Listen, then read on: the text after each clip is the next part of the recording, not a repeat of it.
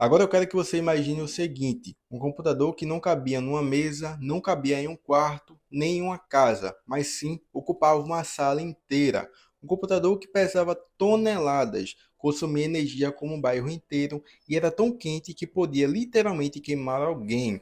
E mesmo assim, ele é ancestral direto do celular que você está na mão agora. Agora vem a pergunta que quase ninguém faz. Quem criou o primeiro computador do mundo? Por que ele foi criado? Como ele era usado no dia a dia? E como ele está atualmente? No vídeo de hoje você vai viajar no tempo comigo e ver como a humanidade criou a primeira máquina que pode pensar matematicamente sozinha. E nesse vídeo eu ainda vou te mostrar algo que quase ninguém sabe sobre o primeiro computador pessoal, que está ligado diretamente ao celular que você usa hoje. Então fica comigo até o final desse vídeo, porque esse vídeo não é sobre tecnologia. É sobre guerra, genialidade e ambição, e como uma única invenção mudou completamente toda a humanidade. Antes de existir computador, não existia salvar, não existia apagar, não existia processador e nem memória. Cálculos complexos eram feitos à mão ou com máquinas mecânicas extremamente limitadas.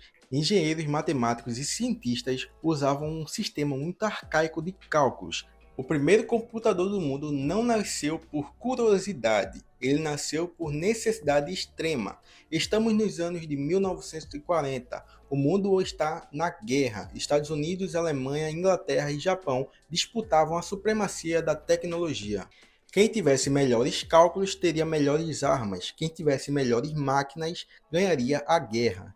E é nesse ambiente que surgem projetos secretos para criar algo inédito, uma máquina eletrônica capaz de processar informações de altíssima velocidade. Não era para jogar, não era para escrever, mas era para resolver equações que o cérebro humano não conseguia acompanhar. E chegamos a um ponto que existe uma confusão comum, porque vários projetos nasceram quase ao mesmo tempo. Mas o computador, que é amplamente reconhecido como o primeiro computador do mundo eletrônico de uso geral do mundo, se chama ENIAC. Os seus criadores foram John Moulin, um físico, e Jay Presperen, um engenheiro eletrônico. Eles trabalhavam para o exército dos Estados Unidos. O objetivo era claro, calcular tabelas balísticas para a artilharia. Ou seja, prever exatamente aonde o projétil vai cair antes mesmo dele ser disparado.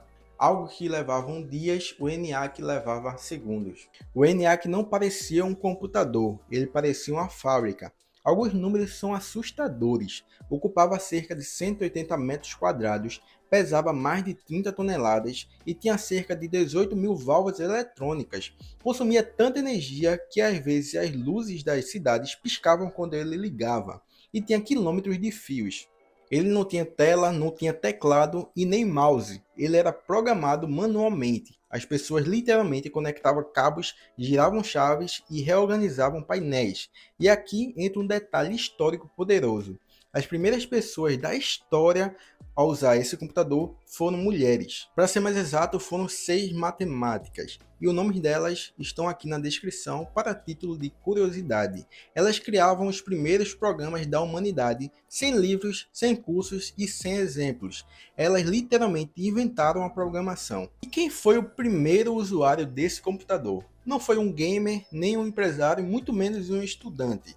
O primeiro usuário do computador ENIAC foi o exército dos Estados Unidos. O ENIAC foi usado para cálculos balísticos, simulações nucleares, projetos de bombas de hidrogênio e pesquisas científicas. Depois da guerra, ele foi transferido para uso científico.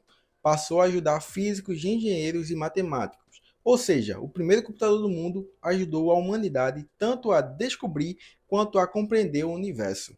Esse computador pesava 30 toneladas, fazia pouco mais de milhares de cálculos por segundo e custou milhares de dólares. E daqui a pouco eu vou te mostrar o primeiro computador pessoal da história, uma máquina que qualquer pessoa podia ter em casa, que foi o ponto de partida direto para os notebooks, os celulares e até mesmo a inteligência artificial. Mas antes você precisa entender o que aconteceu com o primeiro computador do mundo, porque o fim da história do ENIAC é tão impressionante quanto o começo.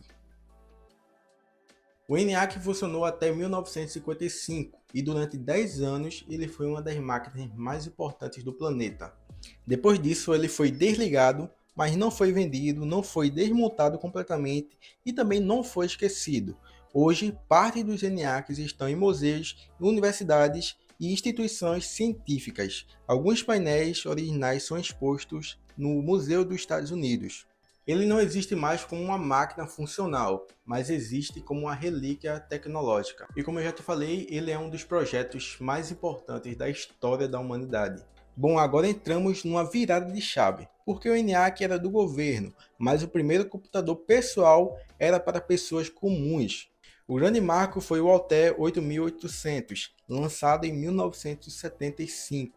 Ele vinha em uma forma de kit, sem tela, sem teclado e sem mouse, mas qualquer pessoa podia comprar. Esse foi o computador que inspirou dois jovens, Bill Gates e Paul Allen. Eles criaram um software para esse computador. Esse projeto se tornou a Microsoft. E pouco tempo depois veio o Apple I, o Apple II, o iPad, entre outras tecnologias que vocês já conhecem. A partir daí, os computadores saíram dos laboratórios e passaram a entrar nas casas. Tem uma grande diferença do primeiro computador do mundo e o primeiro computador pessoal do mundo. O ENIAC ocupava uma sala inteira, pesava 30 toneladas, milhões de dólares ele custava e era para uso militar.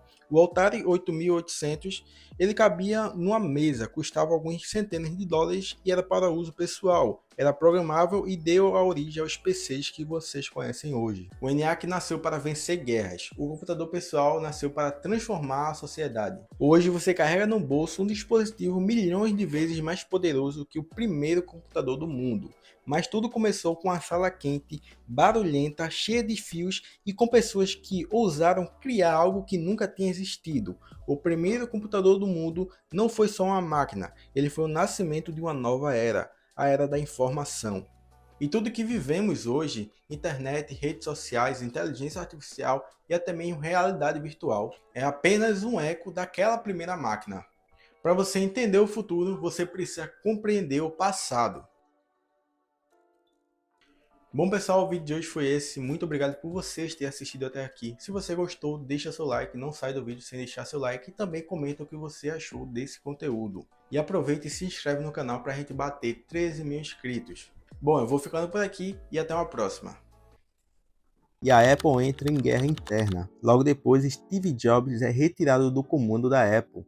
Esse momento destrói emocionalmente.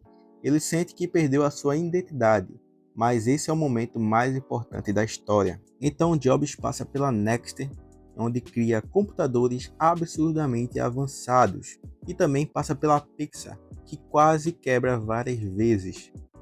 No mesmo lugar onde ele perde muito dinheiro, mas ganha algo mais valioso. Ele aprende a ouvir, a confiar e a respeitar o processo criativo. Até mesmo o desenho Toy Story prova que a tecnologia sem emoção não conecta.